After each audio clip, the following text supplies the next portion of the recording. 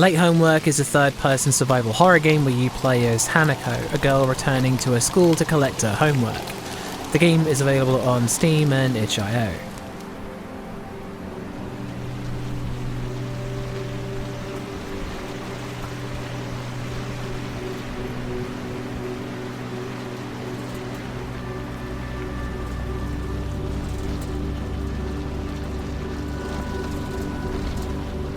Atmosphere. From the very start, the game lays on the atmosphere thick with some dramatic shots of the bus that drops Haneko off at her school. The rain on the windows and the sound of the droning ambient fill the atmosphere with apprehension. She takes a tablet and the talks of the horrors that she's heard of that lurk at the school at night. And unfortunately, she isn't wrong.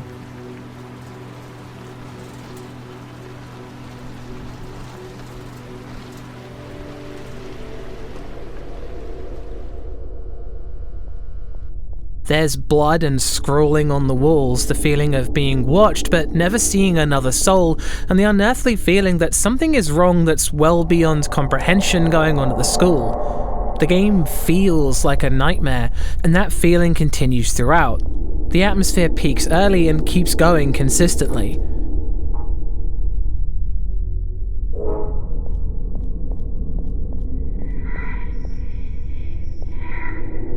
The game's singular enemy walks the halls waiting for you to make a mistake, and you can hear it slowly trudging its way around the corridors from nearly any area in the school, an unsettling reminder that your assailant is never too far away. The game's strongest point next to its sound design is the camera work, with the game using fixed camera angles in some places, a camera that you can use to follow Haneko around at the push of a button, and top-down perspectives and first-person sections to build mood and yet keep the feeling of apprehension and dread going almost all the way through the game.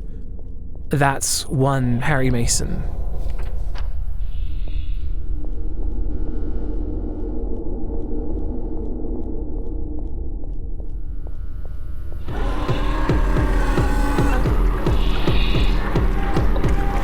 Scares. Late Homework really only uses enemies and jump scares with a few unsettling scripted events. The enemy that walks the halls can certainly inflict fear at certain moments, but it's very easy to get away from it since it can't follow you through doors, meaning that escaping it is just a matter of running to the nearest door. The game provides you with 3 lives, but in my playthrough I walked away from the game unharmed simply by waiting patiently and running to the nearest door when it started to give chase. The chase music though is highly stress-inducing, so even if the monster never actually catches you, the act of simply chasing you is enough to be somewhat scary.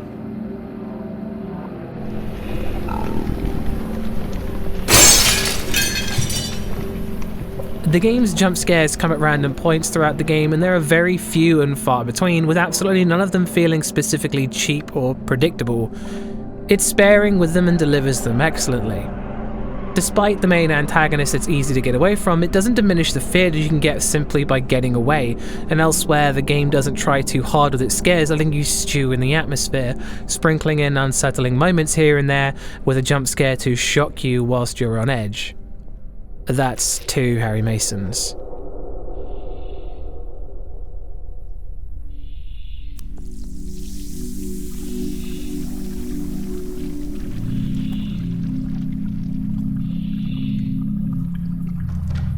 Sound design. The sound of whispering voices fills the boys' bathroom, and a dark, ominous, breathy gush rushes up the corridor, like a metallic gust of air sweeping along the rooms. There's this high-pitched breathing sound that rises high over the dark rumble, like a robot whirring, followed by a digital bubbling. The sound design uses so many great, unique and ominous sounds that are once again steeped in that deep, spacious reverb that made Interior World so atmospheric. There's no voice acting, but every now and then there's the sound of what sounds like spoken words coming from random areas of the game, which is a strange but nice touch.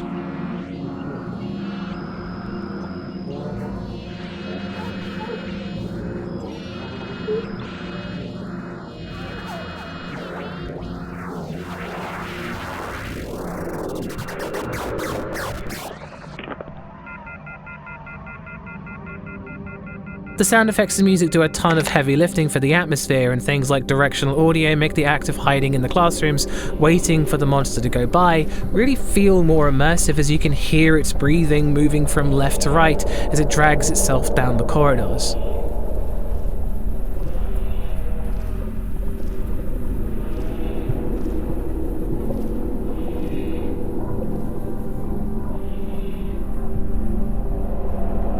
The sound design is great. That's 3 Harry Masons.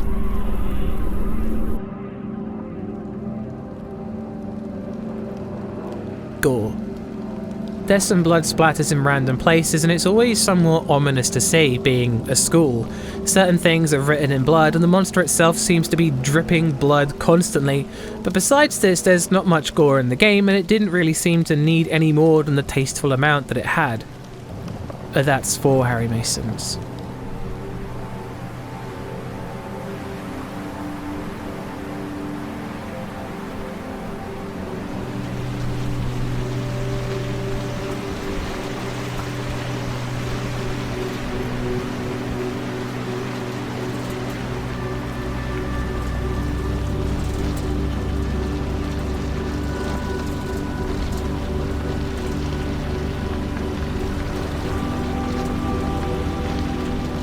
Story. The story begins with Haneko returning to school to collect some homework, which her mother warns her is dangerous, considering the things that go on at the school at night. But Haneko states she has to go since to her grades, it's a matter of life and death.